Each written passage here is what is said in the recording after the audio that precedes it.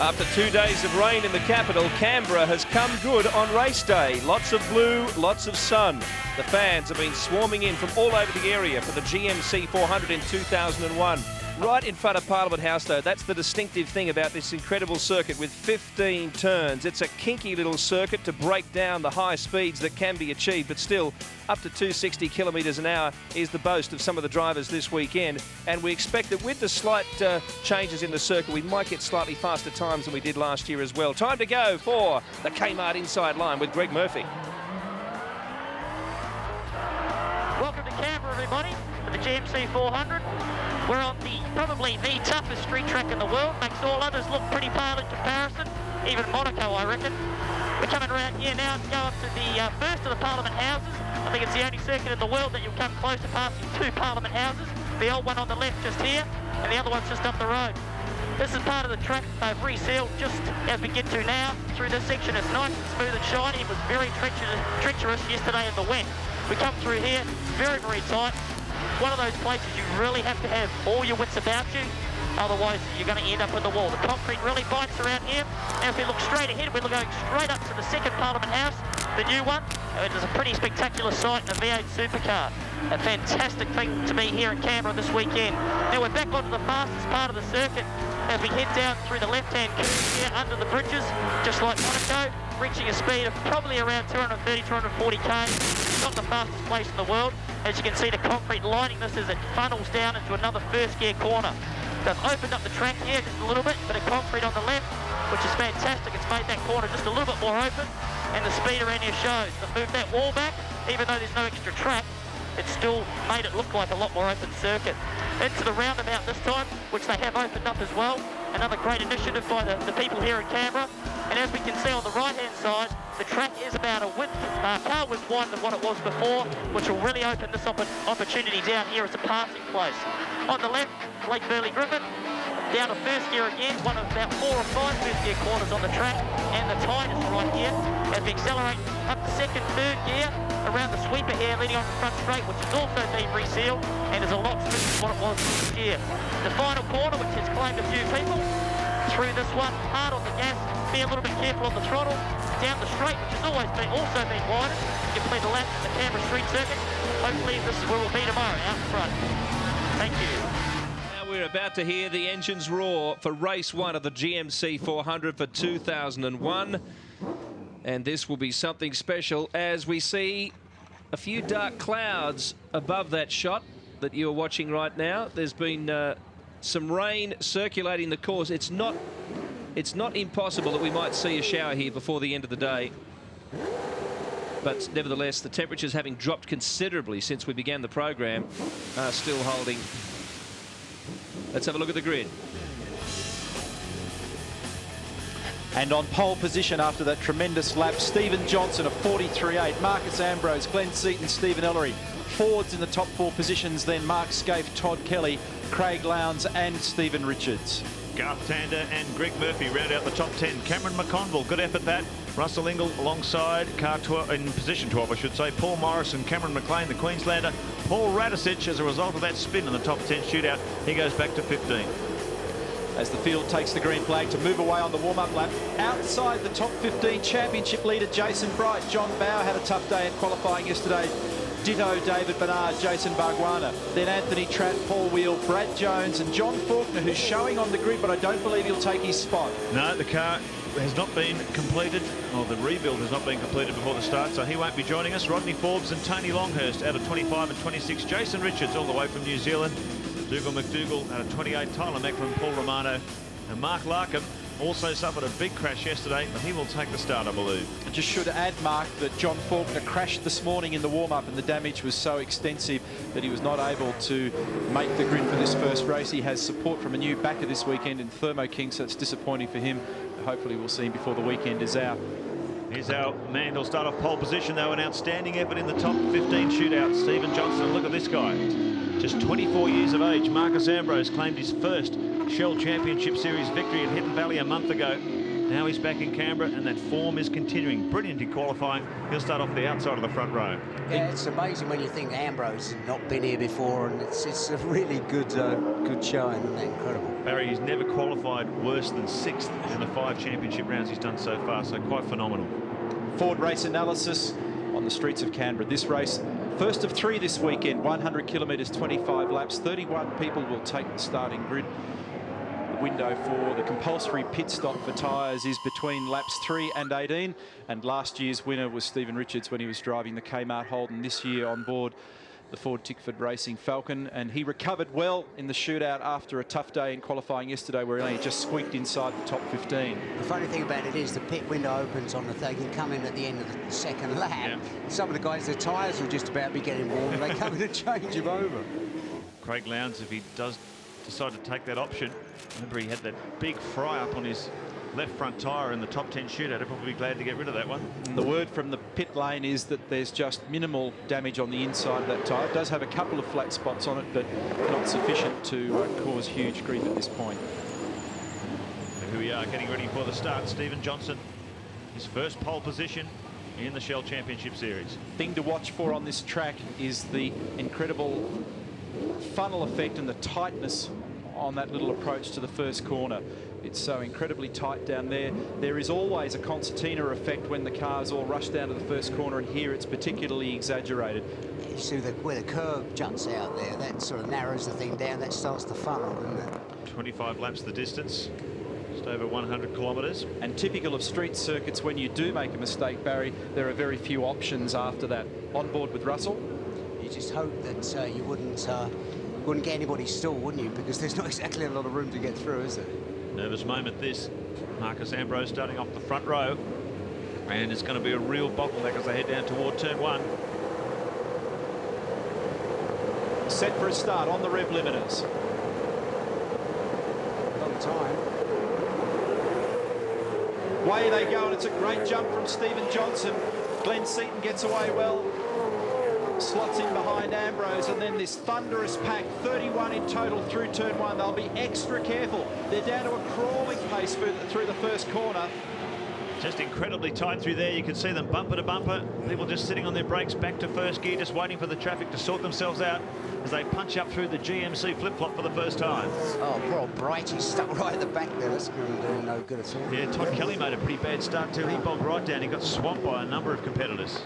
It's a real problem when you qualify lowly on this grid, on this track, because as the leaders were going through turns 3 and 4, the tail enders are only exiting turn 1. Look how they've spread out on this opening lap. 1 of 25.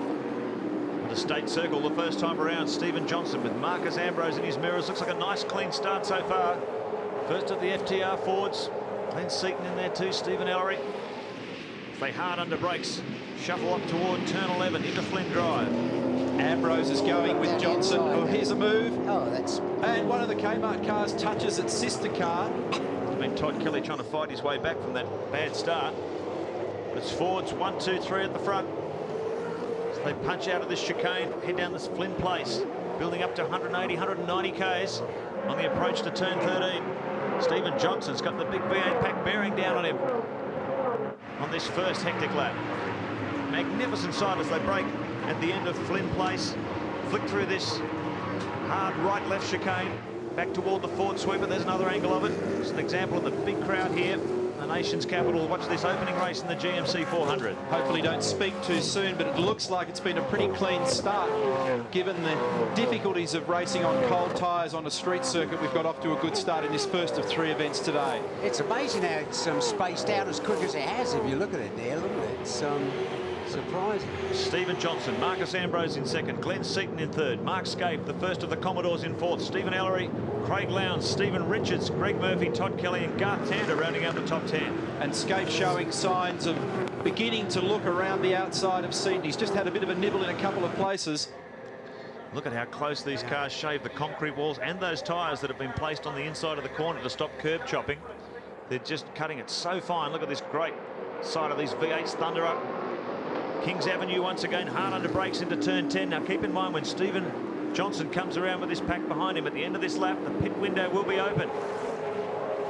Remember, last year there were a lot of people that made gain out of clever strategy here. If you're buried in the traffic and you can find some open space, you may make some ground. Look at that gap closing up under brakes between race leader Stephen Johnson and Marcus Ambrose. That's normal.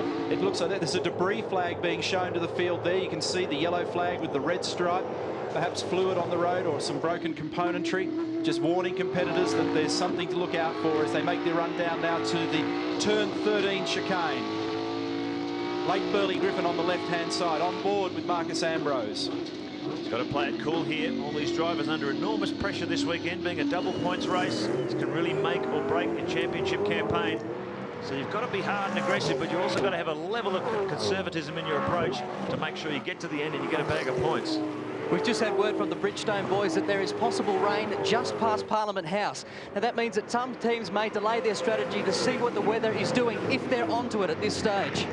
This place in the rain would be like a skating rink. And we had a wet practice session yesterday morning to open proceedings, and it was very, very slippery. The track will be a little cleaner now than it was at this point yesterday, but it would still be very tippy-toe-ish. And you can see from that on-board shot just how dark it looked outside. So no change at the top of the order at the moment. Scaife still applying pressure to the back of Seaton, who's now starting to, if anything, just close the gap a little bit to Ambrose, who's breathing all over the back of Stephen Johnson. Their tyres are now warm, their brakes are now warm, they're getting settled. We'll see whose cars are balanced and whose are not.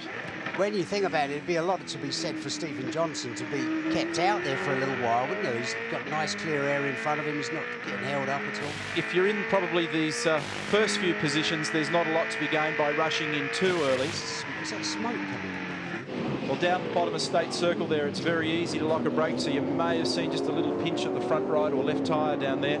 It's actually easy to damage both of them in that area because initially you're turning slightly to the left, and so the left front's vulnerable, and then of course you rock the car to the other side, and then the front right's a little vulnerable. Look at Scaife right behind Seaton, then it's Ellery. Great on-board shot with Mark Scaife. Gives you an idea of how busy he'll be at the wheel, the footwork, what's going on with the gear lever. It's turn 13, back down to first gear. We don't see first gear being used this often at any other racetrack in Australia. First, then it's second, then briefly third, and then fourth as they go between turns 14 and 15, the last two corners on the track, and then the back. And then in comes the leaders, and they're both going in. In fact, all three. As soon as everyone's coming in. Looks like Russell Ingall's gone on, though. Remember, this is the first time in race conditions that we have seen people using their electronic speed limiters. It's 40 kilometres an hour. Ambrose peels off. Long, long way up here for Stephen Johnson. Interesting tactic being applied by the Ford Sigford Racing team. They brought Stephen Richards in ahead of Glenn Seaton. Stephen Johnson is in. This is a pretty quick stop. Dean Orr, I had a word to he and some of the boys down here a short while ago. They said, yep, we're definitely going to bring him in as soon as we can. Stephen Johnson's out of here. This could pay dividends for Glenn Seaton because he's now got a clean track. And if he can do a Schumacher here and punch out some very, very good speed for a lap or two and then get a clear pit lane, he can be in shape. Scaife comes out, he's in front of Ambrose. Wow. But remember that Seaton is leading this race and he'll have no threat from anybody behind, and he's got an empty track. See, there's a blend line there that stewards have been watching carefully this weekend to make sure that drivers exiting the pit lane do not infringe with those that are on the pace coming through turn 2. On board with Ambrose. He's behind Scaife. HRT did Mark a nice favour there, didn't they? Glenn Seaton holding his breath, hoping there's no safety car here. As Ambrose now gets himself back up to speed. And as they said, most of those top cars were going to come in as soon as that pit window opened. Remember, on cold tyres as well. As for that Mark Scaife pit stop, it was actually a good pit stop. The only thing was he got balked on the way out. It wasn't quite quick enough, and of course he just lost that little bit, and that's all it takes to lose those positions here in pit lane. Well, not quite quick enough, but better than some, because he's come out in front of Ambrose, who's now looking to make some ground on the inside. So now the battle. Compulsory pit stop out of the way. Here comes Glenn Seaton. Was our race leader. He's peeled off into pit lane now. And that means that Lowndes is leading. Lowndes has stayed out. And so the strategy there from Gibson Motorsport is the one that Glenn is adopting, which is to try and get clear air.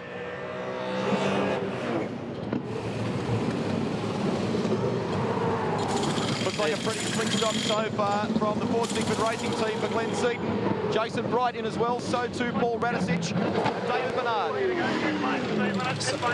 Just reminding Glenn of the pit lane speed limit. Ivan in the background there on the radio. And there's Bright coming in. Remember that Jason was buried in this field after qualifying yesterday. Now, Lowndes is the leader. If they have a pace car situation now, he will get buried. But if it works to his advantage, he's got the clear track that Glenn had briefly. I'd say Glenn will come out as a net winner in this. He is. And he comes out in second place. Now, that's the advantage of having the clear track and a clearer pit lane. He comes on in front of Scaife, who's got warm tyres. He's got cold tyres. This is real pressure for these three drivers. Seaton, then Scaife, then Ambrose. And Scaife and Ambrose will be impatient because Glenn will be trying to get this thing up to pace. A very pressured time. Dick Johnson's team did a brilliant job for Junior there. They turned him around very quickly, got him back out in front of the field. But look at this sandwich now with Scaife trying to get past Seaton. He knows he's got cold tyres. This is the only chance he's going to have to pounce, but Seaton is equal to the task. And Glenn cannot afford to let Mark go by, because if he does, there'll be an onslaught of people who will go by in a train, and it'll be like being punch drunk out the other side of it. You'll lose 4 or 5 spots. Craig Lowndes still the race leader. He's adopting the strategy. We saw Seaton adopt the lap before. He's got clear track. He's trying to make up a lot of position. It's going to be interesting when Lowndes comes into pit this time. We saw the Gibson Motorsport team getting ready for his stop. So this is going to be a critical one for Lowndes. I think Glenn's safe now. Half a lap in and his tyres are up to temp. He's glancing in the mirror there. Remember that Scaife's got to be defensive as well, as we've got Lowndes in now. He's led for a lap. His last lap was a 45.4, made him comprehensively the quickest bloke on the track. He's given the tyres a scrape as well on the front left-hand corner of the splitter. Not unusual around this circuit. Look at this battle. Now, can Lowndes get in and out? That's the big question. These guys are at the turn 13 complex. It's Seaton, Scaife, Ambrose, Ellery. Where is Lowndes? Here he comes. This is going to be very, very close. They're coming back onto the pit straight. Can Lowndes get out in front? 40k seems like an eternity. Here they come. Here comes the train. Here comes Lowndes race leader against the limiter. What will be the outcome? Second place, Stephen Johnson. No, it's going to be close. It's going to be unbelievably close. Where are they? And Johnson gets by. Well, Stephen Johnson just taking advantage of that momentum that he had, and he had warm tyres as well. So Lowndes tried to fight on the outside, just didn't quite have the speed, but he pushes back into seconds. That's a great strategy by the Gibson Motorsport team. Yeah, smart call. They left him out for 3 laps, so he had a clear pit lane, he had clear track. He did a 45.4 on that previous lap. Everybody else was in the 46s. That was the strategy, and that's the way that it's going to stay for a long time now. Look at the margin back to Glenn Seaton. That's what traffic can do. Well, Crompton, I remember you seeing you... Look at that's a fair old whack on that. I remember seeing you pull a similar strategy last year when you were driving for FTR. It worked a treat. Absolutely, and we just made the call out of the cockpit there by just waiting for some clear air. And if you've watched Formula One races, you don't need to be a road scholar to figure out what to do. What a great strategy by the Gibson Motorsport team, getting back out there. He took advantage of those 2 clear laps where he had clear track in front of him, 2 very, very quick laps, and that allowed him to leapfrog the field. Let's have a look at this replay before the stop. Oh, one on the way in and one on the way out. Well, at least it was even. Matching pair. It's a lot of damage, though. Just had a word to Freddie Gibson and the boys down here at Gibson Motorsport. Lots of pats on the back and cheers. The boys very pleased with that slick stop. They managed to get out ahead of Greg Murphy. And the thing was, too, that the damage to the front right of Craig's car was just an early altercation with someone on that opening lap. No damage to report. The car is flying. Well, I'm not 100% in agreement with you there, Greg. There's damage, but it doesn't look like it's desperado damage at the moment. But hopefully it hasn't dislodged any of the mounting for the front air dam, because if it does and the thing drops on the road, he's in trouble. Debris flag being shown to the field as they exited the final corner as well. We're on 8 of 25. Remember, this is the first of 3 races this weekend. The second race, the first tomorrow, is going to be a full reverse grid encounter, and then the third race is worth double points, and it's longer. 400 kilometres the total journey. And I said earlier in the broadcast that if you want to see a great raw display of performance and car handling, this is one of the best circuits in the country for it, because you see 1,350 kilogram cars at 11 tenths being threaded beneath bridges and between concrete, and it's quite a skillful act. You see some of the guys, it's almost like watching the Formula One's qualifying at Monaco, isn't it? It's, when you get the thing out, it's hanging the back end out. Glenn Seaton locked the front right brake very badly, and now it's given Mark the opportunity to have a run on him, but Glenn's woken up to it and gone to the inside as they go down State Circle. That could have done front right tyre damage. Scaife's poorly positioned now as they go through the right-hander, but Glenn only just barely saved his bacon. Mark will do a crisscross, but again, that puts him on the wrong side of the road when they get down to this next chicane complex.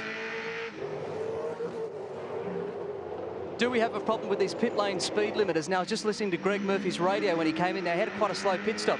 The reason was because the engine was cutting out when he got to the point of pushing the pit lane speed limiter button, and he complained the engine kept stalling.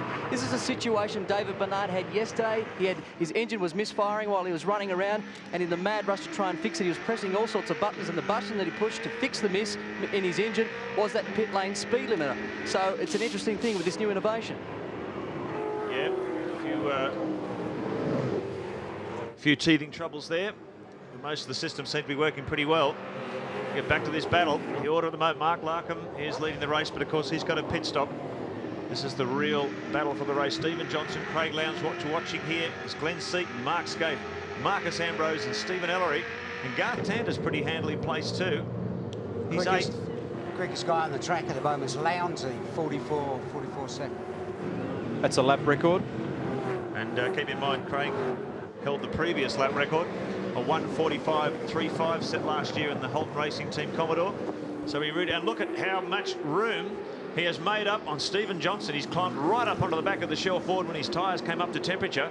So we've got a real battle for the lead here. Stephen Johnson and Craig Lowndes. Mark Lockham is still leading the race, of course, but Lockham is soon to peel off for his compulsory stop. We'll just go for a ride with Craig as he does a lap of this amazing circuit, and we'll just be quiet so you can listen to the roar of the Ford V8.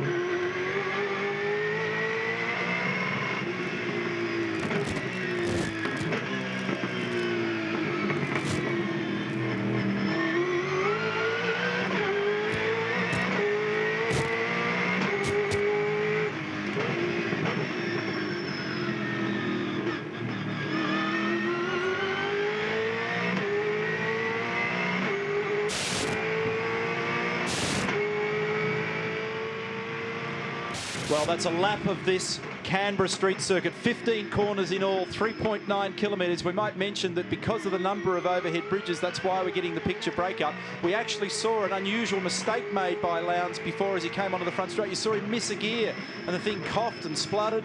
Went onto the rev limiter and he gathered it back up and got back in touch with Stephen Johnson. There's a yellow flag flying down the bottom of Flynn Drive there as well. So this battle continues between first and second, but note just how busy and how physical this track is. Yeah, I couldn't quite make out what Craig had done there to start with. It sounded like the motor had cut out, didn't it? Mark Lockham is the only man now still to make his stop, and he's, of course, leading this race. Well, these are your nominal race leaders, really. Here he is. And he's peeling off now to make his compulsory stop. So here comes Johnson and Lowndes to take over the lead officially. Big damage on this car yesterday, and the TAFE folks worked hard on it all day. And it's quite a recovery from Mark. The thing's actually been punching out reasonable pace there, but it's been an awkward start to the weekend for him with that damage. You see the job those TAFE kids did was absolutely amazing, wasn't it? Yeah, they're brilliant. They really do a tremendous job. One of the things that's interesting is that Marcus Ambrose, well, I was about to say, is disappearing down the order. We've just found out why. Oh, look. He's parked up against the side of the fence there in the final corner. Is that as a result of damage or some reliability issue? So no, we're just watching his position just trickle down the order. Might be able to hear a radio message if we're lucky. Remember, he was in the midst of that battle that involved Glenn Seaton, Mark Skaife himself. I think Tander was behind. So perhaps something has happened in that little group there. Try and source the answers for you. See the ventilation that he's got to the helmet? He's not getting out, it's not safe, he's telling the marshal. I don't blame him. But he is stranded there. What a huge disappointment for Ambrose. This race. If they can get him, if they can just get him back to the pits and get him running again, reverse grid, he could be in the pound seats for the next race, couldn't he? Just had a word to Jim Stone down here at Stone Brothers Racing. Some understandably disappointed faces after Marcus's great qualifying effort. The gearbox has unfortunately broken. It looks like it's the end of race 1 of 3 here at Canberra for Marcus Ambrose. Well, that's unusual. Funny place for it to have ended up. One of the issues with this track, and it's a typical street circuit issue, it's not just a Canberra thing, but street circuits are punishingly hard on anything to do with driveline, gearbox, clutch, axles. A lot of low speed, high torque application. I've made the comment before about the amount of times they're using first gear, which is very unusual. And that's right. So you're delivering all that horsepower in short, sharp stabs. And any time where the wheels are jumping on and off the ground over these curves like you see here, you know, just imagine life for a moment as an axle. There's Jim Stone. Safety car is on the circuit. They've got safety car boards out here to try and rescue Marcus Ambrose's car. This is going to bunch the field up, but this is what we were saying coming into this round. This race is just so important to your championship hopes. And this is wretched luck for Marcus Ambrose. Broken transmission. Broken transmission after such a brilliant start to the weekend.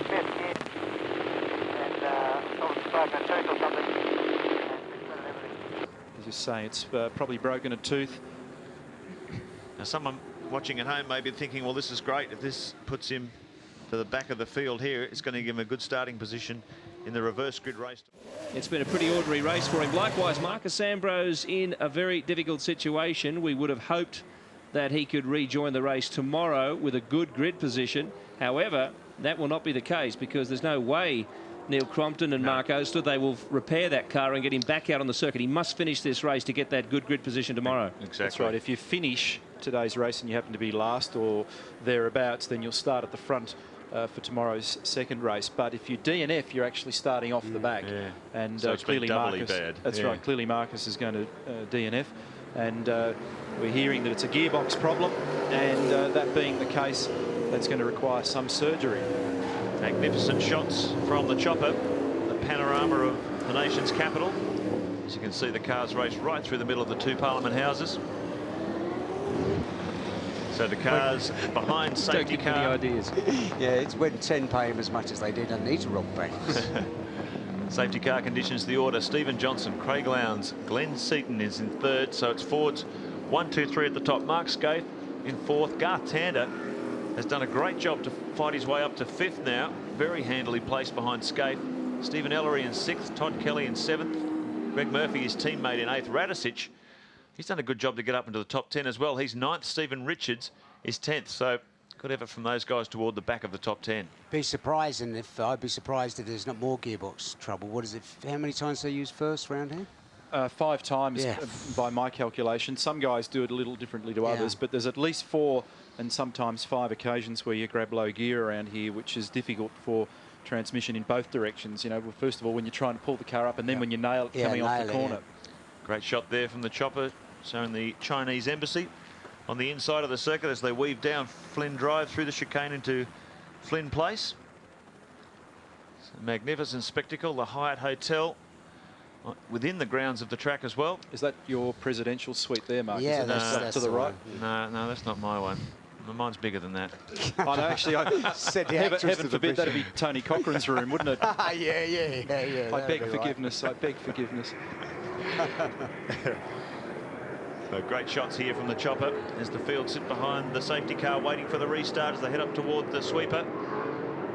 Lake Burley Griffin just to the outside of the circuit. You can see the main traffic can continue to flow through the centre of the city.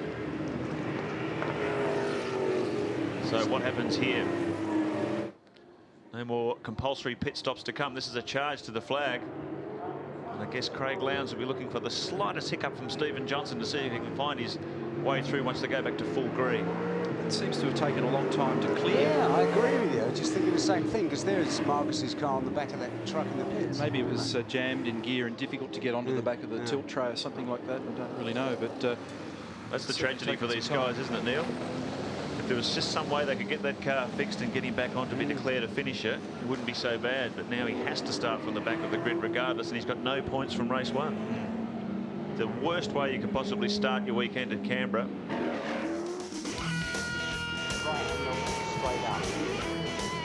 Almost set to resume racing here. Race 1 of 3 in the GMC 400 for 2001. In terms of track position, Mark Skate set to take a big chunk out of teammate Jason Bright's championship lead. We're underway again, and look at Lowndes move.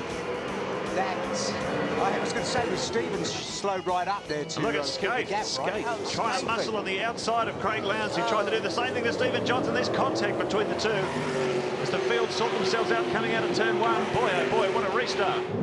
Yeah, that had potential for disaster there because the control line is right back at the exit of the final corner, and the pace car peeled off. Lowndes was awake up to it and made an immediate attack, and then Skate went with him, but that put Mark on the wrong side as they got down to turn 1. And I thought there was a written invitation for Glenn Seaton to get up there, but there was certainly a bit of biff and barge as they all knuckled their way through the first corner. Skate managed to find his way past Glenn Seaton, puts him up in 3rd, Seaton in 4th. And look at Garth Tander sitting there in 5th as he has a go under brakes. Seaton, is he going to relinquish? Yes, indeed. So Garth Tander really is charging here. Stephen Ellery now wants to have another attack at Seaton. He's almost gone to the outside of the FTR Falcon through State Circle.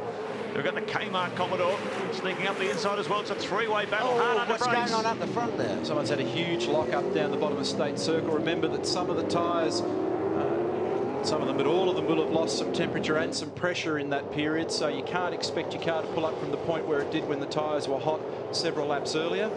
And Seaton lost a couple of positions there. Proved costly around this place. Very, very hard to overtake. It seems the only time you can pounce, Neil, is at that critical opening lap when maybe tyre temperatures and grip levels are slightly different. And that's why there's so much desperation in those restart periods. And that's been very costly for Glenn Seaton because he's lost, what, 3 spots there? Really got his ears boxed down the back. It must have been down around turns 8 and 9 down near Holden Corner.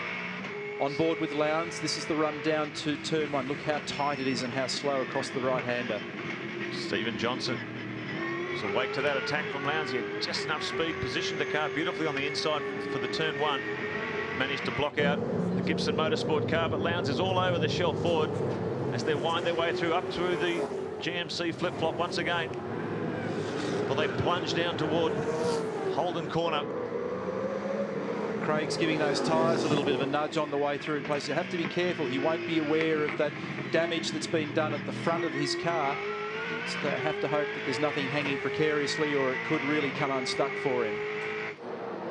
So the field settling down a little bit now after that frantic restart. They spent a lot of time behind the safety car. Let's have a look at this incident between, now look at Skate right up the outside of Seaton. So he got him under brakes coming into turn 1, but look at this collision between Lowndes and the Holden Racing Team car.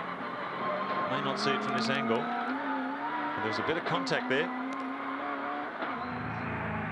Another Shell Helix replay. This is from Radicic's car, a bit further back in the pack. Oh, dear me. You can see the dent in the fuel tank there. He's giving it a real hit. It was energised, all right. But fortunately, it's like Murphy's managed to get away with that one.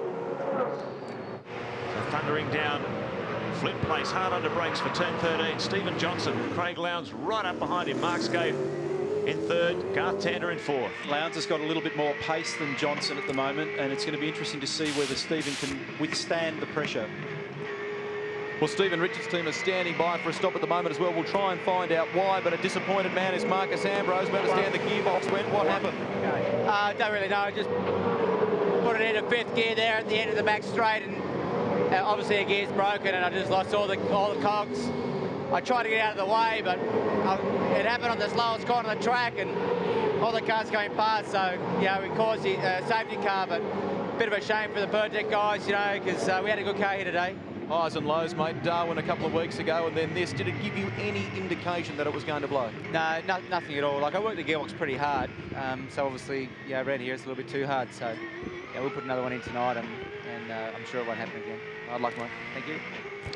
Yep, hard luck. And that's the way it goes, that old saying. Oh, and now we've got problems down in pit lane, we've been told, with Stephen Richards' car. So there it is. Lower pins bent, you're saying, so he's made contact with a tyre or a wall. Some sort of a... Here's Stephen talking to his crew. So Dan under the car and Ashley just there to the right. They're they want to get him back out. See, they're very much switched onto this fact. We've got to get him home. He's got to make him a finisher. There's a bit of scarring on the front left there. Meanwhile, this great battle continues between Stephen Johnson in the Shell Helix Ford. Craig Lowndes in second. Marcus Ambrose out of this battle a few laps ago. There's some real pressure on here now. You can see by the car language from Craig's car that he's just starting to chirp those rear brakes, and Scaife was doing the same. They're really pushing hard. If they can make position now, it gives them a big advantage for tomorrow. But Stephen Johnson's up to the task at the moment. Just a couple of laps back, it looked like he might have been maybe a little vulnerable, but I think he's answered the call. The last time through, both Johnson and Lowndes recorded almost identical times. A 1:45.51 for Stephen, a 1:45.58 for Lowndes, 45.88 for Scaife, 8.2 for Tander, and 9.6 for Seaton. There's 7 laps remaining in this one. It's amazing the difference between the two Holton Racing Team Commodores. Mark Scaife's running third. His teammate Jason Bright is still back in 17th. He didn't qualify inside the top 15, so he's been struggling for speed all weekend. But the interesting thing is, if they finish the way they are, Scaife will take the lead in the championship from his teammate by 10 points. I just realised is that Jason would not have seen this track last year because he was in the States doing the Dayton Indy Lights Championship. So it's his first visit here, and they've had some dip rule. I can see a move going on there. Looked like Todd Kelly trying to sneak up the inside under brakes there. There's been drama. Oh, yes. And it was on Stephen Ellery's car. Both Kmart cars involved. Yeah, you can see Todd just ducking to the inside, trying to move under brakes, and it hasn't come off. It's caught 3 of them, including his teammates. Stephen Ellery and Kelly still stranded there. So they managed to get back into the fight, but they've lost a lot of track position. We've seen it before. Craig is so good at getting past, isn't he? I mean, if there's half a chance anywhere, he'll be able to do it. Where was it? Adelaide. He made some amazing. There's a car in trouble back there. Cameron McLean, was it? Yeah, I think it might have been. Looked like it had some a wheel hanging out somewhere. So there might be another safety car before this race is over. They can't move that Greenfield Mowers car out of the way. Look at this battle, though. It's really heating up now. Time running out for Craig Lowndes. He knows that. Dougal McDougall, he's in trouble as well. Lowndes had tremendous speed coming off the final corner that time, and it's put him right in touch with the back of Stephen Johnson. Lowndes all over the back of the Shell Ford. Maximum pressure driving here for Junior. Currently 6th in the championship, fighting hard for good points. Let's have a look at the Shell Helix replay. Looking out of Murphy's car. See Radicic sneak through. Oh, didn't quite see the beginning of that incident. Certainly caught the 3 of them up. Oh dear. So maybe if we have a look at that from another angle, it might tell the story a little bit clearer. This was McDougall, the other incident. Yep, Dougal McDougall in trouble. He managed to wrest it up against the fence there, but I think he got back into the action as well. So all sorts of drama there with the 2 Kmart cars coming into contact with Ellery. Not quite sure what set it off. These 2 leaders have just eased ever so gently away from Mark Scaife at the moment. It's a smallish margin. And look at Lowndes, he's really getting stuck into the back of Johnson now. Coming back down the hill away from Parliament House, down towards Lake Burley Griffin, on the run now to turn 13. This is where Lowndes spun yesterday on his 2nd set of tyres in qualifying. Right here, there's a surface change. You can see it there. The way Craig's just ducking out there and having a look. Do you reckon that's the hottest spot to overtake here, Neil, on that braking run down Flynn Place into 13? The hottest spot will be wherever Stephen is vulnerable, and he doesn't look to be that vulnerable there. But it doesn't look like he's got the door open anywhere, is it? You know, I'd say Craig's got a tiny speed advantage, and if he just needs to be perhaps a fraction patient, there's still 5 laps to go after this one. He might just find that, because I suspect that Stevens, maybe it's his rear tyres just going away a little. I'd be semi-inclined to just wait till he's a fraction weaker somewhere. If you try too early, and you've got someone who's got their elbows up, it can end in panel damage, and Mark Scaife will be praying for that at the moment. Brilliant performance from Stephen Johnson, 26-year-old Queenslander. Did not have a good rookie season in V8 Supercar last year, was comprehensively outclassed by his more experienced teammate, but this year... See, if anything, Stephen's actually quite a bit quicker through that part of the course, so it's it's really swings and slides. There are places where Craig's got some pace and places where Stephen's on the money. Like right there at the moment, you wouldn't pass him for all the tea in China. That was Cameron McLean parked on the side of the track back there. A broken right front upright after a bit of contact straight after those pit stops. So he's out of the game for now. Paul Radisich has done a great job on capitalising from other cars' misfortunes. He's up to 6th now. Keep in mind he started from back in 15, so he's done a great job. Begs the question, what would have happened if he'd been able to complete that shootout lap? He's been so fast all weekend. He has been the class of the field, certainly throughout that 55-minute qualifying session yesterday. He only did 6 laps in total, and both times he took the car out, he put the fastest lap down. So there's no doubt about his speed, and he's certainly showing it here. He's good, intelligent driving. The car still looks good, and he's in 6th place. That'll be a good haul of points if he can bring it home in those top 6. It's funny, Tander came up in a big hurry, and he's kind of plateaued now. Scafe's actually buying back into this little argument again after spending a couple of laps just slightly adrift with 4 to go across the line. Headlights on. There's his former teammate Craig Lowndes in front of him. You'd be a brave man to do anything wacky at this point in the race too, because the last thing you need to do now is back her up into a wall. Well, there's 90 points on offer for the winner of this race. Keep in mind, the starting positions for the all-important 50-lap final tomorrow are based on an aggregate of your results from race 1 and 2. So you have to keep pushing hard. You have to keep getting good results. No point in fudging and trying to find yourself a good starting position tomorrow. It's going to hurt you in the end. These guys are pushing as hard as they possibly can. Stephen Johnson, though, doing a great job at holding out Craig Lowndes' maximum intimidation here. 2 cars very evenly matched in speed. One little slip from Stephen, and Craig Lowndes is going to be through. And we went through a phase where there was endless discussions about parity between the brands, but minus 0.2. You would now have to say that both brands of cars are pretty evenly matched. We've seen a variety of circuits, and look at this, you've got 2 Fords, you've got 2 Holdens. Sometimes the order can be round the other way, but that depends on the bounce of the ball and the luck of the draw.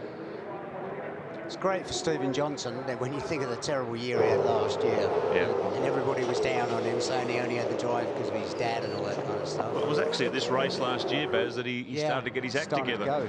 As a result of that reverse grid, he got a result, and he thought, gee, I can do this, I really can do this. So he went home and he started to get focused, he started to get motivated, he got fit, and he started to build up his level of performance. And you remember how fast he was at Mount Panorama, the last race of the season last year. Sort of gave a portent of things to come. He certainly delivered in 2001. It's a 7-day-a-week, 24-hour-a-day living, breathing commitment. That's the thing. And if you're not prepared to put in the effort at all levels, then there's somebody else out there who's hungrier, and that's the thing. Stephen woke up to that. Very much so. He may have been some people who thought he was just riding on his famous father's coattails. And that's something that Stephen has never enjoyed. And he wanted to make sure that he did it on his own merit, and there is his famous father. Our DJ, happy smiling DJ. 5 times Australian Touring Car Champion, 3 times Bathurst winner. And look at the man to the left of him, Dean Orr, former Dick Johnson Racing team manager. Spent some time with Paul Wheel's operation. Now he's back in the Shell Helix fold. And gee, they're looking strong around here, Cromden. They are, and Natalie Lowndes is keeping the hands warm. Bit of nervous energy there. Yeah, it's a pretty exciting moment. Either that or she's knitting him a new balaclava, not sure. That's a she needs a few lessons. But this battle continues. Dick looked like he was chewing on his finger. He'll end up with ingle finger if he's not careful there. This is real high-pressure stuff. Stephen Johnson, his last time around, just not providing an opportunity for Craig Lowndes to get alongside. Mark Scaife still in 3rd. Tander's done well to get himself up to 4th. And amazing, this has turned around. Tander had a brilliant season up until the GMC 400 last year. This year it's a total reverse. He's had a terrible season up until the GMC 400, and now he's starting to get his act together. Good for Paul Morris up in 7. Yep, Morris is doing well. Johnson. Tander's got a bit of blurred vision with that front left headlight there. It's made contact with something. This little battle here is unfolding too. It's Radisich now beginning to sweat on Glenn Seaton. This is 5th and 6th. 2 laps to go this time. See, Paul had a bit of oversteer coming out of that corner. Maybe his rear tyres starting to get a bit spongy. He tries to close the gap on Seaton. See Seaton get monstered earlier on after the restart in this race. He doesn't want the same thing to happen again. Every position crucial here. It's so tough to pass. Great shot looking out of the front spoiler of the Shell Helix Ford. You think where Radicic started off today, back in 15th place, he's done a miraculous job to get up to there. You can't see, looking at Stephen Johnson, I can't see anywhere that Craig looks any possibility of getting past, can you? And Steve's doing a fantastic job. It's just an immaculate drive so far. Yes, he is doing a very, very good job. It's very difficult to sometimes keep your focus when you've got a lot of pressure on from behind. You want to try and stay in rhythm and the rhythm of your own car, but at the same time you don't want to relinquish position. Sometimes that will force you outside the comfort zone, and he's not showing any signs of wavering at the moment. Oh, geez, I'm good at this, aren't I? Yeah, you're the commentators curse, they do. Just slightly away from the apex there, and that's all it took. He was only half a metre wide, and all of a sudden Lowndes in with a chance. Now down here, if he makes a good exit, there's an opportunity under brakes. This will be what Craig's thinking, so he feints to the left to try and make a blind pass down the end. But Stephen's been around a while, he's seen it all happen before. Still not quite close enough. He's going to have to be right under the diff of that thing if he's going to try and make the move in that spot. And one thing's for sure, Stephen Johnson's well aware of it. He's braking desperately late with now 1 lap to go. 3.9 kilometres of the streets of Canberra left for Stephen Johnson and Craig Lowndes to sort this one out. Lowndes has been so close to the back of the Shell Ford for the last few laps. Just waiting for the slightest opportunity. Scape just sitting back there in third. He knows how to win championships, this man.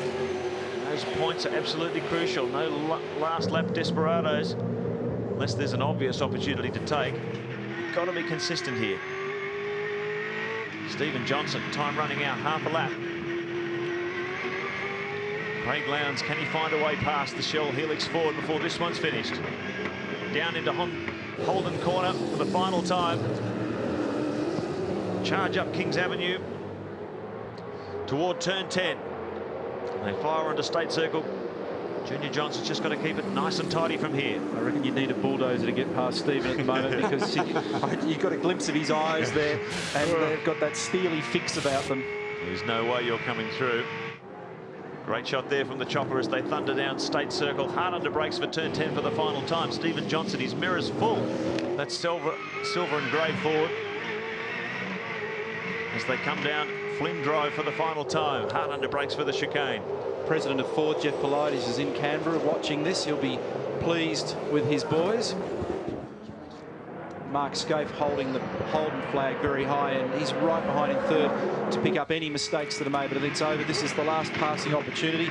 Stephen Johnson's going to do this. They can bring this home. This will be his first victory in V8 Supercar. And a fabulous moment. What a place to do it. Toughest circuit in the country to pass. And Stephen Johnson's going to draw first blood. Great stuff. That's really good. Yeah, terrific drive from Stephen Johnson, who takes the checkered flag. It's a Shell Ford win. It's a Ford 1-2. Lowndes in behind in the Gibson Motorsport car. Scape comes home in third.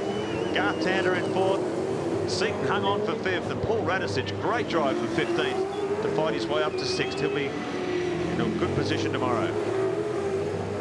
So great battle between those two. Here comes Paul Morris, 7th place for Big Kev Racing.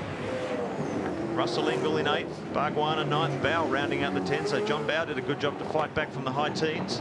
Jason Bright made ground at the end there. He got up to 11th, so the championship leader did get a little bit of ground and therefore some points. Now, and according to our very rough calculations, they're pretty rough. Yeah. 2 points now separates Jason Bright and Mark Scaife after that race in the championship battle.